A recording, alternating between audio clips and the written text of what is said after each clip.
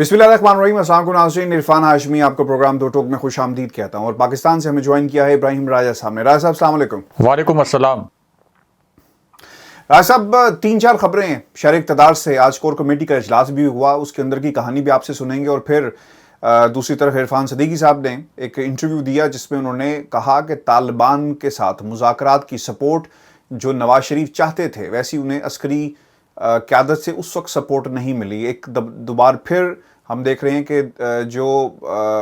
पाकिस्तान मुस्लिम league नून ने एक opportunity की तलाश में थे ताकि हुकूमत के ऊपर किसी न किसी तरह तनकीद की जा सके। लेकिन इस वक्त हदफ तनकीद सिर्फ पाकिस्तान की हुकूमत नहीं बल्कि पाकिस्तान की अस्करी क़यादत को, उस वक्त की अस्करी क़यादत को दोबारा बनाया। इस पर भी हम तफसील से बात करेंगे। और दूसरी तरफ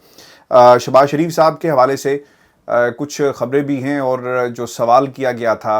एक सहाफ़ी की तरफ से, इस पर मैं तफसील से बात करूँगी। डॉक्टर साहब, सबसे पहले कोर कमेटी का जो इजलास हुआ और इसमें जो जहाँ तक इमरान खान साहब का ताल्लुक है, सर क्या कहा गया है, किस किस्म की हिदायत जारी की गई और न्यूक्लियस ऑफ डिस्कशन सर क्या रहा?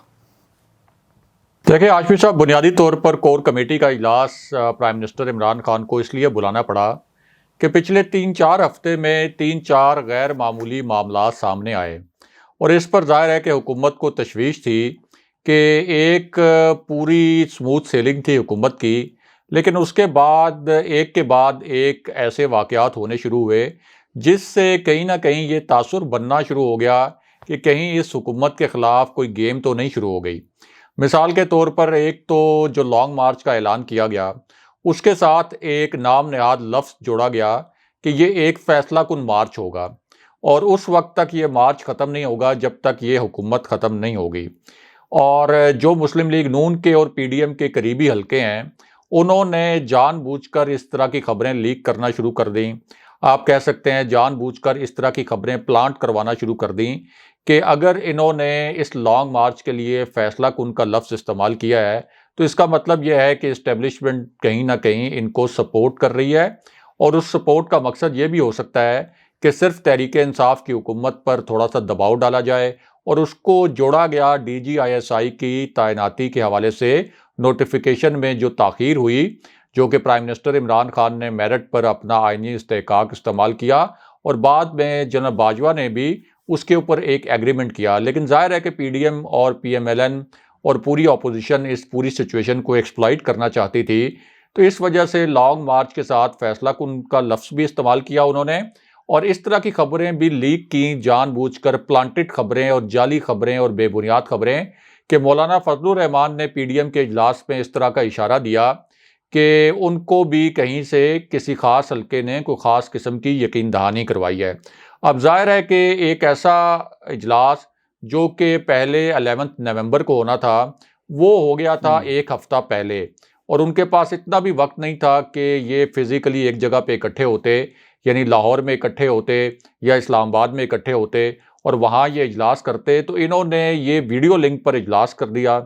मियाँ नवाज शरीफ लंदन से शरीक थे, मरियम नवाज़ भी वीडियो लिंक पर शरीक हुई, मौलाना फजलुर रहमान DI खान से वीडियो लिंक पर शरीक हो गए। तो उसकी जो हंगामी नेचर थी उसके ऊपर हुकूमत को कुछ तशवीश थी। उसके बाद फिर ये देखा कि जो सुप्रीम कोर्ट ने प्राइम मिनिस्टर इमरान खान को तलब किया एक ऐसे केस में, एक ऐसे साने पर जो मियाँ नवाज शरीफ के दौर में हुआ था और जिसके ऊपर प्राइम मिनिस्टर इमरान खान की तलबी किसी सूरत कानूनी मायरीन के मुताबिक नहीं बनती थी और फिर प्राइम मिनिस्टर इमरान खान से बड़े तल्ख किस्म के सवालात भी किए गए। वो तो प्राइम मिनिस्टर इमरान खान का आप ये कह सकते हैं कि एक हिकमत अमली अच्छी थी कि उन तल्ख सवालात के बावजूद प्राइम मिनिस्टर ने अपना टेम्पर लूज़ नहीं किया, वरना वहाँ पर भी एक ऐसी सिचुएशन क्रिएट हो सकती थी जहाँ जज साहिबान ज़्यादा एग्रेसिव हो जाते प्राइम मिनिस्टर इमरान खान के साथ और उसके फिर नताइज भी कुछ मनफी निकल सकते थे। अगरचे प्राइम मिनिस्टर इमरान खान ने तो अदालत को रिस्पेक्ट दी, उनके बुलाने पर वो वहाँ पर चले भी गए। इसके साथ साथ जो सबसे बड़ा मामला था कोर कमेटी में, जो असल मामला था वो ये था कि हुकूमत ने एक जॉइंट सेशन बुलाया पार्लियामेंट का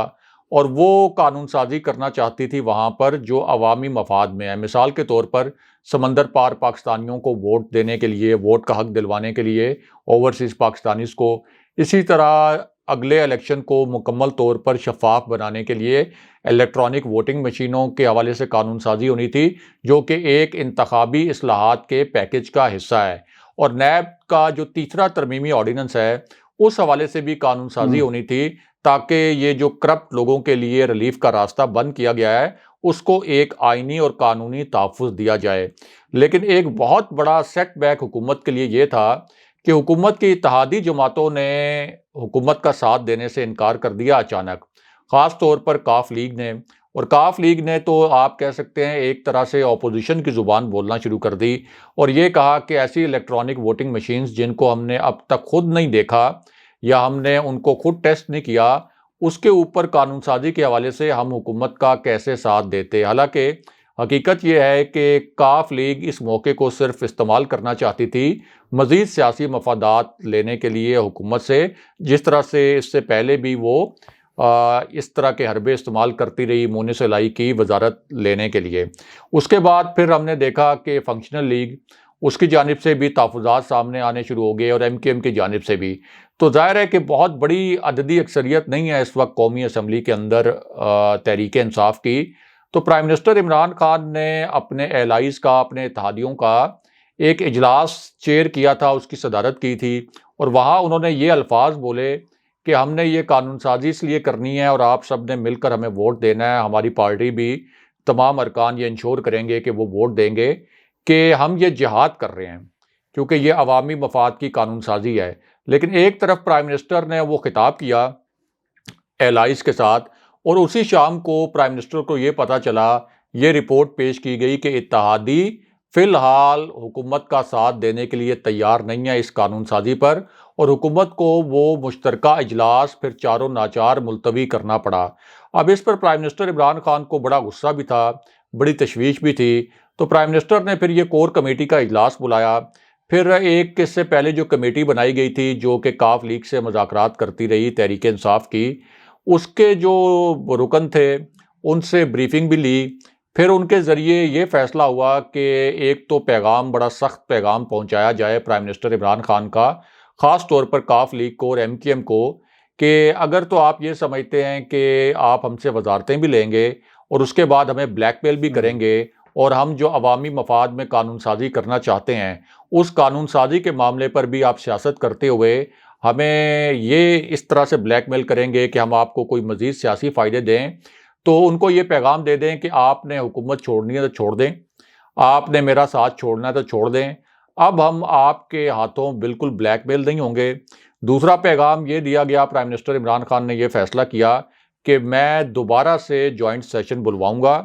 اس حوالے سے انہوں نے ڈائریکٹیوز دیے۔ اب اگلے ہفتے حکومت نے فیصلہ کر لیا کہ وہ دوبارہ سے پارلیمنٹ کا مشترکہ اجلاس بلائے گی، اور اس مشترکہ اجلاس میں جو قانون سازی پہلے نہیں ہو سکی وہ قانون سازی کی جائے گی۔ اور اس حوالے سے ہمارے ذرائع کا یہ کہنا ہے کہ اس کور کمیٹی میں پرائم منسٹر عمران خان نے جو فیصلے کیے اور جو ایک سخت پیغام پہنچایا اپنے تحریک انصاف کے لیڈرز کے تھرو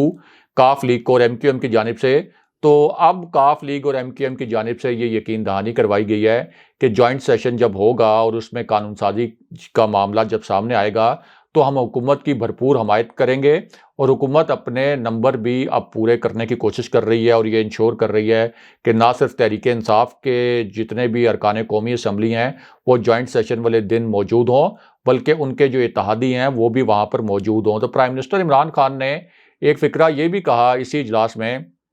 کہ یہ اتنی بڑی پی ڈی ایم تھی، اتنی بڑی اپوزیشن تھی، تاریخ کی سب سے بڑی اپوزیشن، سب سے چالاک اپوزیشن، سب سے مکار اپوزیشن اور سب سے تجربہ کار اپوزیشن مجھے ملی، تو یہ پوری اپوزیشن مل کر مجھے بلیک میل نہیں کر سکی، مجھ سے این آر او نہیں لے سکی، میرے خلاف انہوں نے لانگ مارچ کی دھمکیاں دیں، مجھے ایک مرتبہ تو مولانا فضل الرحمان ظاہر ہے کہ دھرنا لے کر اسلام آباد بھی آگے تھے، تو یہ سب لوگ مل کر مجھے بلیک میل نہیں کر سکے، تو یہ جو میرے چھوٹے چھوٹے اتحادی ہیں یہ مجھے اس طرح سے بلیک میل نہیں کر سکتے، اور مجھے اس بات پر سخت انہوں نے، آپ کہہ سکتے ہیں الفاظ اس طرح کے استعمال کیے کہ جس سے یہ تاثر ملتا ہے کہ پرائم منسٹر نے سخت ناپسندیدگی کا اظہار کیا جو کاف لیگ نے کیا اور جو ایم کیو ایم نے کیا، خاص طور پر کاف لیگ کے حوالے سے۔ لیکن اب جو message prime minister Imran Khan نے لاؤڈلی اور کلیئرلی بھیجا ہے اس کے بعد آپ یہ کہہ سکتے ہیں کہ ایم کیو ایم کا اور کیو لیگ کا کاف لیگ کا سافٹ ویئر جو اپڈیٹ ہوا ہے وہ اب بالکل ٹھیک ہو گیا ہے، اور اب جوائنٹ سیشن میں انہوں نے یقین دہانی کرائی ہے کہ ہم اس قانون سازی کی حمایت کریں گے اور حکومت کے ساتھ کھڑے ہوں گے۔ راز صاحب یہ تو سب کچھ ہو رہا ہے، اس کی یعنی حالات کی جو ڈوریں ہیں وہ کس کے ہاتھ میں ہیں؟ آپ کو لگتا ہے کہ کوئی اور کہیں اور سے ہلائے جا رہی ہیں اور یہ سب کچھ ہو رہا ہے؟ کیونکہ میں بھی اور ہمارے ویورز بھی یہ جاننا ضرور چاہتے ہیں کہ حالات تھوڑے سے سنبھلتے ہیں تو کوئی نہ کوئی کہیں نہ کہیں حالات خراب کر دیے جاتے ہیں یا حالات خراب کر کے پیش کیے جاتے ہیں۔ یعنی آج جو کور کمیٹی کا اجلاس ہوا اس میں بھی وزیر اعظم یہ کہتے ہوئے نظر آئے کہ آپ عوام تک کیوں نہیں جا رہے؟ جو پاکستان تحریک انصاف کی حکومت کر رہی ہے فلاحی کام اور جو ریلیف دیا جا رہا ہے، شاید یہ لوگوں تو کنورٹ نہیں کیا جا رہا، بتایا نہیں جا رہا، اور شاید ٹیم کہیں نالائق ہے جو کنورٹ نہیں کر پا رہی، یا پھر کہیں اور سے سب کچھ ہو رہا ہے۔ اتحادی کاف لیگ کی اگر کا ماضی دیکھیں تو ہم سب جانتے ہیں کہ ان کے رابطے کہاں پر ہیں۔ پاکستان جہاں تک ایم کیو ایم کا تعلق ہے ہم جانتے ہیں کہ رابطے کہاں پہ ہیں، اور پھر جو دیگر الائنسز ہیں جو اتحادی ہیں، تو آپ کو لگتا ہے کہ کہیں نہ کہیں سے اس کی حالات جو ہیں وہ خراب کیے جا رہے ہیں؟ دیکھیں، شہباز شریف جو ہیں وہ بیک ڈور رابطوں کے تو ماہر ہیں، اور بیک ڈور رابطوں کو پاکستان کی سیاست میں چور دروازہ کہا جاتا ہے۔ تو اسلام آباد میں جب آتے ہیں وہ تو ظاہراً تو وہ قومی اسمبلی کے اجلاس میں شرکت کے لیے آتے ہیں، اسلام آباد میں وہ ڈیرے ڈالتے ہیں، اور ساتھ ہی یہ بھی ظاہر کرتے ہیں کہ وہ اپوزیشن رہنماؤں سے مل رہے ہیں اور ان کو عشائیے دے رہے ہیں، لیکن اس کے بعد وہ جو پاکستان کے فیصلہ ساز حلقوں کے شہر ہے یعنی راولپنڈی، یہاں کے چکر لگانا بھی نہیں بھولتے، اور ان کی پوری کوشش ہوتی ہے کہ کوئی نہ کوئی پیغام وہ وہاں لے کے چلے جائیں اور کوئی جوابی پیغام بھی لے لیں۔ تو اس حوالے سے جو سرگرمیاں ہیں شہباز شریف کی، ان کا خود ان کو بھی علم ہے، یعنی حکومت کو بھی علم ہے، اور ان کے نوٹس میں بھی ہے، اور ان کو یہ بھی معلوم ہے کہ شہباز شریف کی چور دروازے سے ڈیل کرنے کی صلاحیتیں کتنی زبردست قسم کی ہیں۔ اور اسی پورے پس منظر میں شیخ رشید کا جو ایک سٹیٹمنٹ آیا تھا، جو آپ کہہ سکتے ہیں کہ ان سے ایک بیان دلوایا گیا تھا، وہ بیان بڑا معنی خیز تھا، کیونکہ اس بیان میں انہوں نے کہا کہ کوئی گیم نہیں ہو رہی، اور اگر کوئی گیم ہو بھی رہی ہے تو وہ ناکام ہو جائے گی، اور 5 سال پرائم منسٹر عمران خان پورے کریں گے۔ اب چونکہ نون لیگ کے قریبی حلقے اور پی ڈی ایم کے حلقے ایک سول اور ملٹری قیادت کے درمیان غلط فہمیاں پھیلانے کے لیے یہ تاثر بھی دے رہے ہیں کہ یہ جو اتحادیوں والے معاملات ہیں یا لانگ مارچ والا جو معاملہ ہے، اس کے پیچھے کوئی اسٹیبلشمنٹ ہے، تاکہ ذرا حکومت بھی کوئی ایسا اگریسو اقدام کر دے جس سے اسٹیبلشمنٹ آفینڈ ہو جائے اور دونوں طرف سے غلط فہمیوں کو ہوا ملے۔ تو ہم نے کچھ ذرائع سے بات کی ہے، ہاشمی صاحب جو اہم حلقوں کے ذرائع ہیں ان سے بھی، پھر پی ٹی آئی کے کچھ ایسے ذرائع جن کے متعلق آپ کہہ سکتے ہیں کہ جن پر ہوش غالب رہتا ہے جوش سے زیادہ۔ تو ہمارے جو دونوں طرف کے ذرائع ہیں ان کا کہنا ہے کہ شہباز شریف کی جو ایکٹیویٹیز تھیں وہ تو ظاہر تھیں، یہ تو سب کو پتہ ہے، لیکن شہباز شریف کو اصل میں کوئی بھی ایسا پازیٹیو سگنل، کوئی مثبت پیغام جوابی نہیں ملا۔ شہباز شریف نے چکر تو بڑے کاٹے ہیں راولپنڈی کے، لیکن کوئی ایسا مثبت پیغام نہیں ملا کہ آپ لانگ مارچ کریں تو ہم اس حکومت کو چلتا کر دیں گے، یا آپ تحریک عدم اعتماد لے کے آئیں اور ہم آپ کو نمبر پورا کر کے دیں گے، یا کوئی ایسی یقین دہانی کروائی گئی ہو کہ ہم آپ کو آپ کے مقدمات میں یا مریم نواز کی کوئی نااہلی ختم کروا دیں گے یا میاں نواز شریف کی نااہلی ختم کروا دیں گے۔ تو ایک تو یہ بات ہے۔ دوسرا، جو تحریک انصاف کے ایسے ذرائع جو سنجیدہ ذرائع ہیں جن کے متعلق میں نے کہا کہ جن کے اوپر جوش کے بجائے ہوش غالب رہتا ہے، ان کا بھی کہنا ہے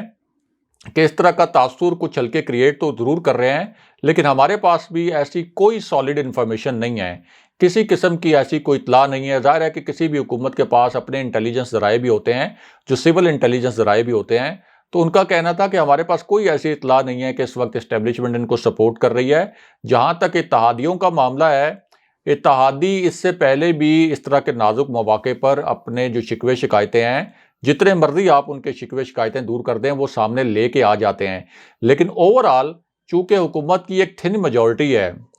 قومی اسمبلی میں، اور حکومت کے لیے یہ قانون سازی کا معاملہ بہت زیادہ اہم ہے، اس وجہ سے پرائم منسٹر عمران خان کو اس بات پر بڑی تشویش تھی کہ ان کا تو یہ ویژن تھا، اور انہوں نے یہ کہا تھا کہ میں ہر صورت میں انتخابی اصلاحات کا جو پیکج ہے وہ بھی لے کے آؤں گا، اس کے اوپر قانون سازی کرواؤں گا۔ انہوں نے یہ بھی وعدہ کیا تھا کہ ہم اوورسیز پاکستانیز کو ووٹ کا حق دلوائیں گے۔ تو اگر یہ حکومت جوائنٹ سیشن میں ناکام ہوتی ہے اپنے اتحادیوں کی وجہ سے، تو ظاہر ہے کہ پرائم منسٹر عمران خان کو تو یہ ناگوار گزرے گا۔ تو یہ وہ کانٹیکسٹ تھا جس کے اندر یہ کور کمیٹی کا اجلاس بلایا گیا تھا، اور پرائم منسٹر کی جانب سے ایک بڑا سخت قسم کا پیغام اتحادیوں کو دیا گیا۔ باقی یہ جو اسٹیبلشمنٹ کے حوالے سے کہا جا رہا ہے کہ پوری کوئی اپوزیشن کا ایک نیا موو بن رہا ہے، یہ صرف کائٹ فلائنگ ہے۔ یہ صرف اس لیے کیا جا رہا ہے تاکہ اس طرح کی جب باتیں کی جاتی ہیں تو غلط فہمیاں پیدا ہوتی ہیں، حکومتی حلقے بھی سوچنے پر مجبور ہو جاتے ہیں کہ اتنے زیادہ حلقے یہ کہہ رہے ہیں کہ اسٹیبلشمنٹ اپوزیشن کے پیچھے ہے، تو پھر وہ بھی کوئی سخت پیغام دے دیتے ہیں اسٹیبلشمنٹ کو، اسٹیبلشمنٹ پھر کوئی جوابی پیغام دے دیتی ہے۔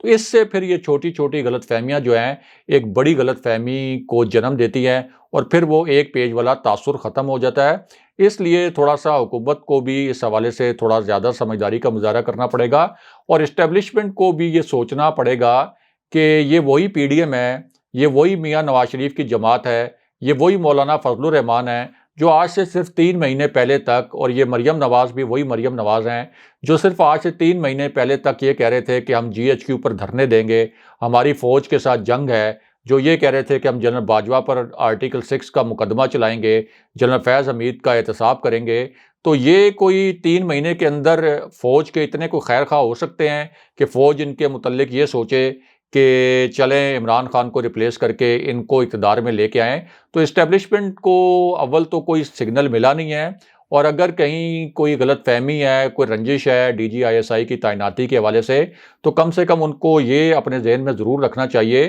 کہ ان کا پچھلے 3 مہینے پہلے تک کتنا فوج کے حوالے سے ایک بڑا ایگریسو سٹانس رہا، جو کہ کبھی بھی اپوزیشن نے کسی حاضر سروس فوجی قیادت پر اس طرح سے تنقید نہیں کی۔ پھر صرف فوج کی قیادت تک یہ تنقید محدود نہیں تھی، بلکہ ریاست مخالف تقریریں بھی ہوئیں، ریاست مخالف سازشیں بھی ہوئیں۔ تو اس صورتحال میں مجھے نہیں لگتا کہ اسٹیبلشمنٹ جو ہے ان کو کوئی ریلیف وغیرہ دے گی، اور اگر کہیں کوئی ایسا تاثر موجود بھی ہے، خود اسٹیبلشمنٹ کو بھی اس کو زائل کرنا چاہیے، اور یہ چیزیں میرا خیال ہے کہ ان کے ذہن میں بھی ہوں گی جو زخم لگائے گئے فوج کے اوپر بطور ادارہ جس قسم کے الزامات لگا کے، تو اتنے گہرے زخم اتنی جلدی بھلائے نہیں جاتے۔ ہاشمی صاحب، راج صاحب، پاکستان ڈیموکریٹک موومنٹ کے حوالے سے مختلف خبریں آتی ہیں، جس طرح برطانیہ کا موسم تبدیل ہوتا ہے ان کے حالات بھی بدل جاتے ہیں۔ ہم یہی دیکھتے آئے ہیں پاکستان ڈیموکریٹک موومنٹ کے پلیٹ فارم پہ، لوگ چھوڑ کے جاتے ہیں پھر آ جاتے ہیں، ایسی تاثر دیے جا رہے ہیں۔ پیپلز پارٹی کی کچھ ملاقاتیں ہوئی، بلاول بھٹو زرداری نے بند کمروں میں ملاقاتیں کی اپوزیشن لیڈر سے، جسے کہا گیا کہ جناب دیکھیں پی ڈی ایم کے پلیٹ فارم پہ ملاقاتیں ہوئی۔ حالانکہ اپوزیشن لیڈر کا بلاول بھٹو زرداری سے ملنا ایک کوئی انہونی نہیں، اور اسے منسوب کیا گیا کہ یہ پی ڈی ایم کی ملاقات تھی۔ لیکن آج جو ملاقات ہوئی بلاول بھٹو زرداری کی فضل الرحمان صاحب سے، پھر اسے جوڑا جا رہا ہے کہ جناب دیکھیں پی ڈی ایم کی ملاقات ہوئی، پی ڈی ایم کے لوگ مل رہے ہیں، پی ڈی ایم کے پلیٹ فارم پہ لانے کی باتیں ہو رہی ہیں۔ ایسی خبریں لگوائی جا رہی ہیں پاکستان کے میڈیا کے اوپر۔ اور پھر ہم نے جو بند کمروں کی بات کی رائے صاحب کہ یہ اتحاد ہے، اور پھر بلاول بھٹو زرداری صاحب بڑا اپریشیٹ کرتے ہوئے نظر آئے جہاں تک تعلق ہے اپوزیشن لیڈر کا، شہباز شریف کا۔ تو ہمیں سمجھ میں یہ بات ضرور آتی ہے، اور ہمارے ویورز کو بھی یہ سمجھ سکتے ہیں کہ یہ ایک پارلیمنٹ کی سیاست ہے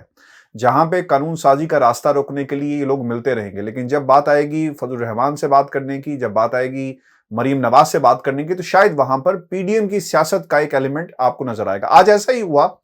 کہ زرداری صاحب کے فرزند ملے اور پھر یہ خبریں باہر آنا شروع ہوئی، لیکن اس دن بھی یہ ہوا کہ جب بند کمروں سے باہر نکلتے ہیں بیان کچھ اور آتا ہے، اور قائرہ صاحب میدان میں آ گئے اور انہوں نے کہا کہ جناب آپ لوگ پی ڈی ایم کچھ نہیں پیپلز پارٹی کے بغیر، اور تنقید کی گئی۔ آج سعید غنی صاحب نے بھی یہی کہا ہے رائے صاحب، اور وہ یہ کہتے ہیں کہ ہم کسی بھی جماعت کا یعنی وہ جو کہتے ہوئے کہ ہم اس وقت تک ساتھ نہیں دیں گے، اور ہم کبھی وہ جسے لفظ یوز کیا انہوں نے کہ سٹپنی نہیں بن سکتے۔ تو سر یہ سعید غنی کا بیان آنا، یہ باقاعدہ انگیج کیا جا رہا ہے پی ڈی ایم کے لوگوں کو، بتایا جا رہا ہے، سمجھایا جا رہا ہے کہ جناب ہم سے کچھ امید نہ رکھنا اور ہمیں مت گھسیٹو، اور صرف پارلیمنٹ کی سیاست ہی ہم آپ کے ساتھ کریں گے۔ جی رائے صاحب، دیکھیں بلاول بھٹو کی یہ جو ملاقات ہوئی ہے مولانا فضل الرحمان سے، تو پہلے تو مولانا فضل الرحمان کو یہ طے کر لینا چاہیے کہ ان کا پہلے والا بیان ٹھیک تھا یا آج کی ملاقات ان کی زیادہ مناسب تھی؟ کیونکہ اس سے پہلے تو انہوں نے یہ الفاظ استعمال کیے تھے کہ بلاول بھٹو نے پی ڈی ایم کی پیٹھ میں چھرا گھونپا اور یہ دعویٰ کیا کہ ہماری جو نام نہاد تحریک تھی وہ نام نہاد کامیابی کے قریب تھی، لیکن عین اس وقت پیپلز پارٹی نے پارلیمنٹ سے استعفے نہ دے کر ہماری تحریک کو ناکام کر دیا۔ لیکن آج وہی مولانا فضل الرحمان بلاول بھٹو کے میزبان بنے ہوئے تھے، اور اس میزبانی کی وجہ یہ تھی صرف کہ ایک جو خاص ماحول اس وقت نظر آ رہا ہے اس خاص ماحول سے فائدہ اٹھانے کی کوشش کی جا رہی ہے۔ ایک کوشش کی جا رہی ہے کہ بلاول بھٹو کو بھی دوبارہ سے آن بورڈ لیا جائے، حالانکہ مریم نواز اس سے پہلے اس کی مخالف تھیں۔ مریم نواز کے ضد پر ہی بلاول بھٹو کو اور پیپلز پارٹی کو پی ڈی ایم سے نکالا گیا تھا، لیکن اب مریم نواز بھی اس معاملے پر خاموش ہیں، کیونکہ ان کو نظر آ رہا ہے کہ اگر بلاول بھٹو کو پیپلز پارٹی کو پی ڈی ایم کے پلیٹ فارم پر، یا آپ کہہ سکتے ہیں کہ اپوزیشن کے پلیٹ فارم پر واپس لے لیا جائے، تو شاید وہ کوئی دباؤ کی صورتحال دوبارہ سے پیدا کر سکیں، کیونکہ یہ جو انہوں نے لانگ مارچ کا اعلان کر دیا ہے، اب اس سے پیچھے ہٹنا ان کے لیے بہت ہی مشکل ہو گیا ہے۔ اب یہ جو لانگ مارچ کے ساتھ فیصلہ کن کا لفظ بھی انہوں نے جوڑ دیا ہے، تو اس سے پیچھے ہٹنا بھی ان کے لیے بہت مشکل ہو گیا ہے، کیونکہ اس سے پہلے بھی یہ لانگ مارچ کے معاملے پر کئی یو ٹرن لے چکے ہیں، ان کی بڑی سبکی ہو چکی ہے۔ تو اب یہ چاہتے ہیں کہ کسی طریقے سے پیپلز پارٹی کو دوبارہ سے اپوزیشن کے پلیٹ فارم پر ہم لیں اور کوشش کریں کہ یہ لانگ مارچ میں ہمارے ساتھ مل جائے پیپلز پارٹی۔ لیکن پیپلز پارٹی اپنے جو پتے ہے وہ بڑے پھونک پھونک کر کھیلے گی۔ وہ بھی بلاول بھٹو نے ملاقات اس لیے کر لی مولانا فضل الرحمان سے تاکہ پاکستان کے اہم حلقوں کو یہ پیغام دیا جائے کہ دیکھیں ہمیں تو ابھی بھی اپوزیشن جو ہے وہ اپنے پلیٹ فارم پہ لینے کی کوشش کر رہی ہے، تو ابھی بھی اگر ہم ان کے ساتھ شامل ہو جائیں تو شاید کوئی ہم دباؤ بھی بڑھا سکتے ہیں، اس لیے ہماری قیادت کو کوئی مزید ریلیف دیا جائے، یعنی آصف علی زرداری کو جیسے گرفتاری کے معاملے پر پہلے بھی ٹلتی رہی ہے تو کوئی مزید ریلیف مل جائے۔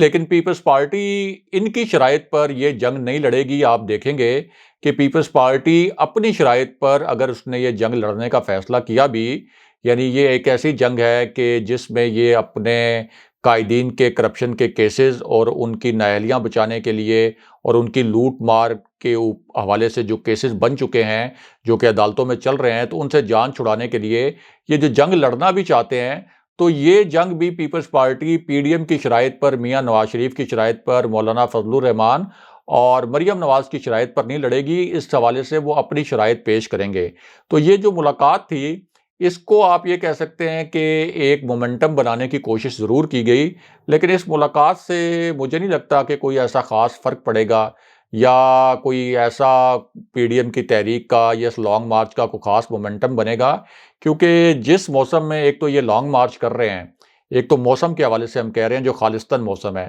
تو اس موسم کے حوالے سے بھی یہ لانگ مارچ کی کامیابی کا کوئی امکان نہیں ہے کہ نومبر دسمبر میں آ کے یہ اسلام آباد میں بیٹھ جائیں گے۔ اور سیاسی موسم کے حوالے سے بھی آپ دیکھیں تو جس طرح کا انہوں نے اندازہ لگایا ہوا ہے کہ اسٹیبلشمنٹ اور حکومت کے درمیان شاید کوئی موسم اور مطلع کوئی حد سے زیادہ ابر آلود ہے، تو وہ کوئی حد سے زیادہ ابر آلود نہیں ہے۔ اور اس وقت پاکستان کے جو ریاستی ادارے ہیں، چاہے وہ عدلیہ ہو، چاہے وہ اسٹیبلشمنٹ ہو یعنی پاک فوج ہو، وہ بالکل بھی اس موڈ میں نظر نہیں آتی کہ وہ کوئی سیاسی معاملات میں اس طرح کی مداخلت کرے جس سے ملک میں ایک عدم استحکام پیدا ہو اور یہ حکومت چلی جائے۔ کیونکہ یہ حکومت اگر چلی جائے تو اس کے بعد پھر آپشن کیا ہوگا؟ کیا آپشن رہ جاتا ہے اس کے بعد کہ آصف علی زرداری کو واپس لے کے آئیں گے جن کے دور میں اسٹیبلشمنٹ سب سے زیادہ تنگ تھی؟ کیا میاں نواز شریف کو واپس لے کے آئیں گے جو کہ تاحیات نااہل بھی ہیں اور فوج کے خلاف جو ہیں وہ چارج شیٹ بھی پیش کرتے رہتے ہیں؟ یا مریم نواز کو واپس لے کے آئیں گے؟ تو آپشن بھی کوئی نہیں ہے اس وقت عمران خان کے علاوہ۔ اور دوسری بات یہ ہے کہ اس وقت جو خطے کے بھی حالات ہیں اور ملک کے بھی جو حالات ہیں، اس میں یہ افورڈ نہیں کیا جا سکتا کہ ملک جو ہے وہ سیاسی طور پر عدم استحکام کا شکار ہو۔ تو اس لیے آپ دیکھیں گے کہ یہ جو لانگ مارچ ہوگا، یہ میرا جو خیال ہے اور میرا جو سیاسی تجزیہ ہے، یہ ایک دن کا ایونٹ ہوگا یا زیادہ سے زیادہ 1.5 دن کا ایونٹ ہوگا۔ یہ یہاں پہ آئیں گے، تقریریں کریں گے اور پھر اس لانگ مارچ کو مہنگائی مارچ کا نام دے کر واپس چلے جائیں گے اور پھر ایک نئی ڈیٹ دے دیں گے کہ ہم مارچ اپریل میں فیصلہ کن مارچ کریں گے۔ لیکن مارچ اپریل میں جب یہ مارچ دوبارہ پلان کریں گے بھی تو اول تو اس ڈیٹ کو بھی نہیں ہوگا، اور اس وقت تو حکومت کے 7-8-10 ماہ رہ جائیں گے۔ تو جب حکومت کے 7-8-10 ماہ رہ گئے ہوں تو اس وقت کوئی لانگ مارچ کا یا دھرنے کا کوئی ماحول نہیں بنتا ہے ایسا۔ اس وقت تو اگلے الیکشن کی ایک فضا ہوتی ہے اور اگلے الیکشن کی تیاریاں کی جاتی ہیں۔